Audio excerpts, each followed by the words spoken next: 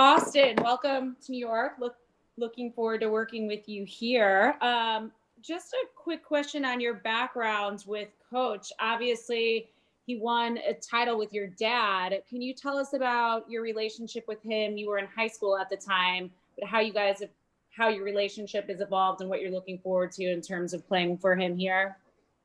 Oh yeah, it's obviously going to. Well, first and foremost, I look forward to working with all of you. I'm excited to be here and thankful for the opportunity. To answer your question,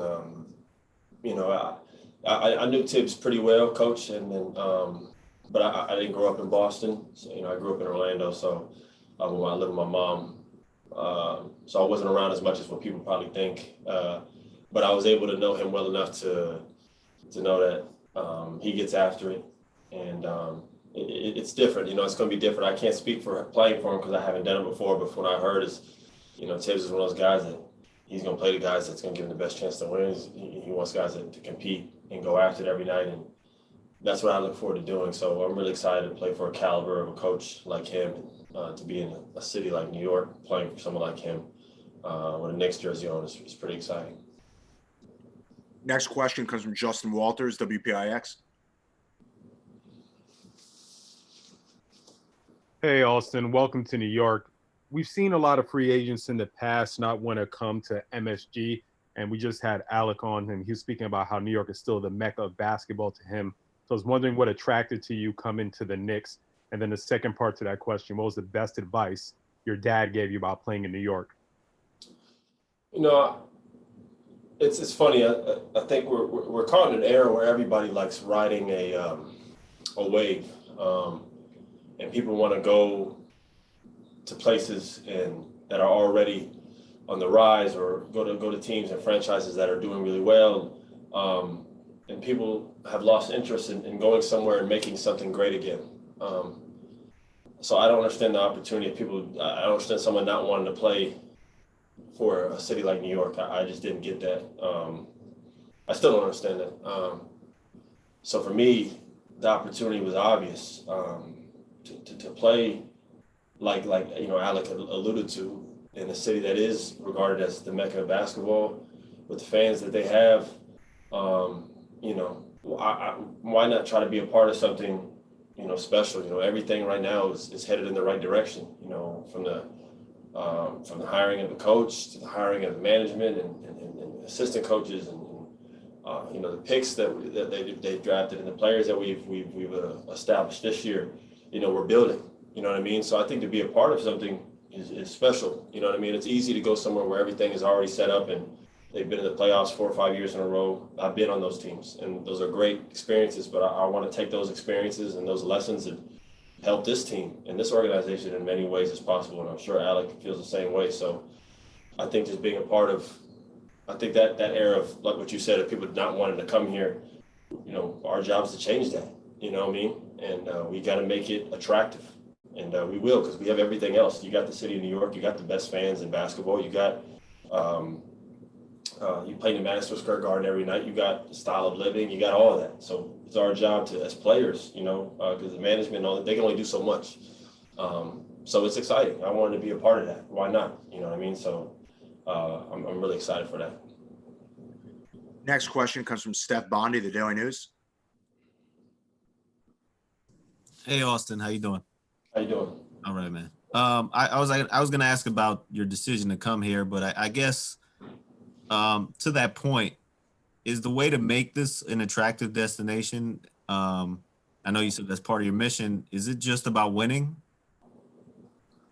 No, it's got to be. I mean, that's why we're here. It's got to be about competing. Listen, you throw the word winning around like, well, listen, we're gonna win a championship this year. I don't know, but we have to continue to build in the right direction. You know what I'm saying? We got to set realistic goals, and we see this. I look at this year, and you look at the playoffs and 8 seeds, and we got to compete. You know what I mean? We got to be competitive, and for us, and how young this team is, we got a really young team. I went from being one of the youngest players on the team last year to being the second oldest on this team. So that's a big difference, and we have to play hard every night. Every night we got to outplay the team in effort.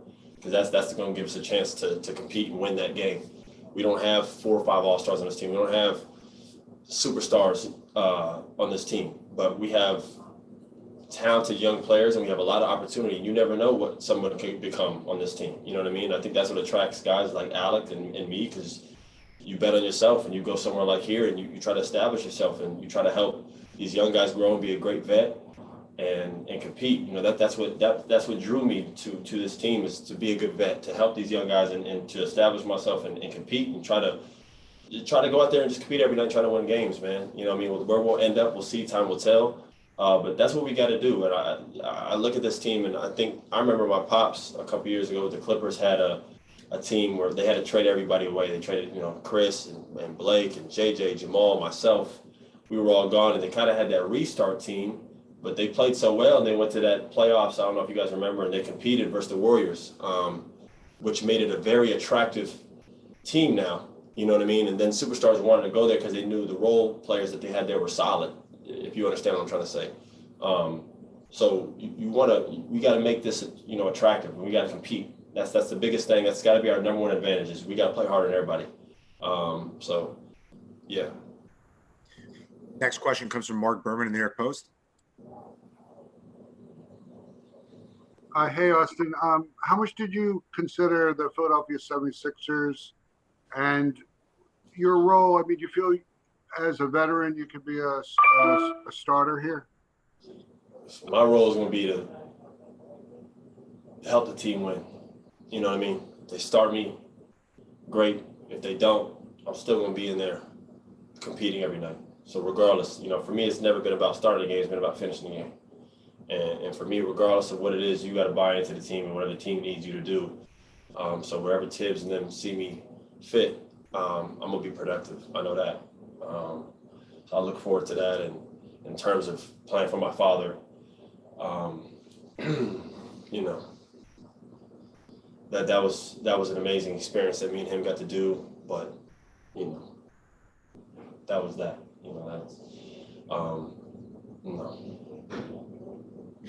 Next question comes from Ian Begley, SNY. Austin, thanks for doing this. Just as an opponent, what did you see from some of the players that you're going to be joining now on this team, the young Knicks, like RJ Barrett, Mitchell Robinson? Any of those players stand out to you when you played against them? Yeah, they're talented, man. Really talented guys. Obi Toppin is beyond a freak athlete, like beyond a freak athlete. He's gonna be really good. And obviously I didn't get to play against him last year, but just seeing him in here, my God. And RJ's a talented. Julius is he scores with ease. They have a lot. Center Mitchell is he reminds me of DeAndre Jordan back in LA. So they have a lot of good young talented pieces, and that's what I looked last year. And I was just talking to him in the locker room, just being one of the players in the other team.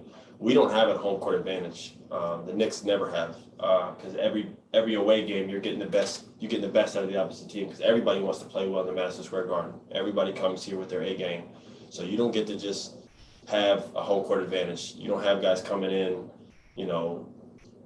bullshitting around. Every time you play in the Madison Square Garden, you're gonna get the best effort of the opposite team. So we're gonna have to play super hard and compete. I think it makes it more fun. Why not? It's a bigger stage, and we have young guys that are talented that I saw last year that I think will be able to compete every night. Next question comes from Rebecca Harlow of MSG. Austin, I love your attitude that you want to bring to this team in terms of just competing harder every single night than other teams that you're playing against. But at this level, that's obviously easier said than done. You've been on some very competitive teams, some very good teams. What else is it going to take with these young players in terms of what you need to instill so that you can get them to compete at that level? A lot of it's you learn from mistakes. This is going to be a lot of these guys' first time. Obviously, we got some young guys playing rookies, and then we got some second, third year guys that are still trying to figure it out. So it just takes time. I look forward to this is my first time being in this role, being one of the older guys, and I'm so used to being, like you said, on those teams. So, it's just going to take patience for one. You got to have patience with younger players, and then you got to continue to push each other. We got to push each other. We got to hold each other accountable. We got to be super close. We can't be a young team and everybody's distant and said we got to be one of the closest teams in the NBA. We got to, I know it's a pandemic, so it's hard to hang out and do stuff, but we got to be a real close-knit group. We got to have each other's back.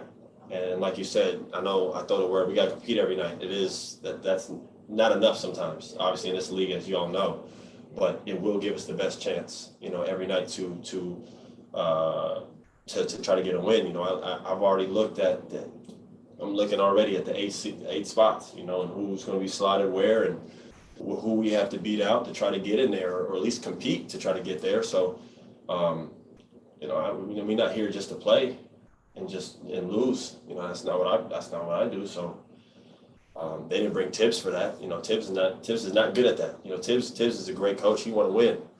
So my mindset every day is just try to make my teammates better, man, and just try to help in many ways as possible. I'm just trying to help these guys get better. They're talented. We got a lot of talented guys here. So it's there. We just got to keep pushing each other. It's going to be a process, so, but we got to keep building, and it starts every day now. Well, we have time for 3 more questions. The next one comes from Steve Popper, Newsday. Hey, Austin. Thanks for doing this. You were talking about building and what it takes for young players. Are you surprised sometimes how fragile that can be? Like what happened in Houston that, you leave, Robert leaves, Darryl, Mike, or whether your dad with the Clippers, and even they talk about James and Russell could possibly being on the block. Yeah. How fragile it is to build something and hold it together? It's hard, man. I think people don't understand or some people just really don't understand how hard it is to win, and how hard it is to consistently be good. You look at organizations like San Antonio and, the list is long, but I can name other teams, Boston, whoever. To be good and stay good is hard. And you got to have patience, and you got to have guys that buy in. That's the key. You got to have guys that buy in. Otherwise, it's, in today's day, you can have players that can demand trades and ask for this. It's just different. It's not like how it was even when I first got drafted, which wasn't that long ago, but still it's changed that much. So, it's tough, but the good thing is that we do play in New York, man. This should be a place where people want to play. If you're a real hooper, if you really like playing on the biggest stage, this is it. It's like why guys like playing for the Lakers, or the Knicks is the same way. So we have to make it, we have to get us there. We have to, and it starts, I think this year with all the changes that have been made. So we got to build. That's all I preach every day in the locker room is, whatever's happened last year in the past, that's gone. You know what I mean? And I'm not saying we're going to be some whatever team, but we got to continue to grow. We got to continue to be better, and not be frustrated. It's such a long season. So, you lose a couple of games in a row, we got to stay with it. We can't second guess nothing. We have to trust Tibbs. We have to buy in. Everybody got to buy into their role. And you just go from there. Our next question comes from Steph Bondi, the Daily News. Hey, I know you had a free agency meeting with the Knicks in 2016, and I guess considered them, but this time around, were there any other options? Can you take me a little bit through the free agency process and what the different options were? Yeah, of course, man. Damn. Yeah, there were other places. The opportunity here was too big of something to pass up. You know what I mean? I look where I've been and who I've been playing with the past 5-6 years, man. You know what I mean? So this was an opportunity that I've never really had in terms of coming somewhere like here, and we're all kind of, fighting for something, and the opportunity's up in the air, if that makes sense. Everywhere I've gone, I've played with, top of the top, and you're slotted where you're supposed to be, and then you do your job. So to have an opportunity like this in a city like this, and no matter where they put me, starter or not starter, makes no difference. you go compete. And I couldn't pass something like that up. And the other teams that were interested, I don't really care to say their names just because I'm not there. So it makes no difference. But most of them were playoff teams, to be completely honest. I'd probably say like the other 3 or 4 teams were all playoff teams. And our last question comes from Brian Mahoney, the Associated Press. Hey, Austin, just going back to, were you surprised at everything that's happened in Houston since things ended? It seems like the minute you guys were eliminated in the bubble, everything kind of started falling apart. Did it feel like the change was coming there, or were you surprised to see how much it's changed? I was surprised. I didn't see any of that coming. It just happened so quick. It was boom, boom, boom, boom. He left. He got traded. He left. He got let go. He went somewhere else. That's how it happens, though. I was a part of it in LA. That happened quick. They got it all. No one's there from that original LA team now.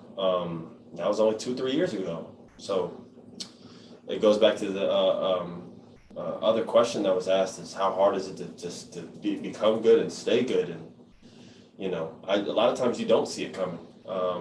And then now they're in a situation now where you don't know what's going to happen. Obviously, I don't play there anymore, so I don't really care. But you're going to have some guys, I'm sure, asking to get traded or not, or I don't know what's going on in there. Maybe they come together. Who knows? It makes no difference to me. But it was definitely surprising.